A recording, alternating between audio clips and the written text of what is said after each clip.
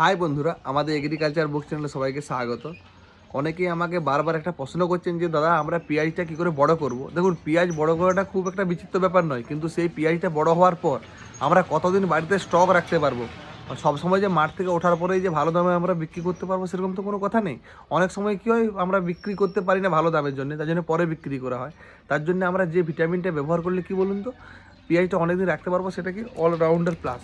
এটা দিলে আপনার পেঁয়াজ মনের মতন বড় হবে, আপনি যেরকম আশা করছেন সেরকমই বাড়বে। এছাড়া কি পেঁয়াজটা আপনি দীর্ঘদিন বাড়িতে রাখলেও কিন্তু ব্যবহার করে মনের মতন কাজ না পাবেন, তারা আমার কন্ট্যাক্ট নাম্বারটা নিয়ে রাখতে পারেন।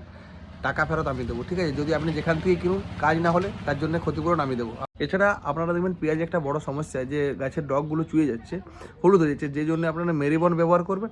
আর একবার মনে করে পটাশ সারটা ব্যবহার করবেন শেষের দিকে। তাহলে পটাশ সার ব্যবহার করলে কী হয়, পেঁয়াজের কালারটা খুব সুন্দর হয়। আর কি বলুন তো, আপনার পেঁয়াজের ফলনটাও কিন্তু অনেকটা বাড়ে।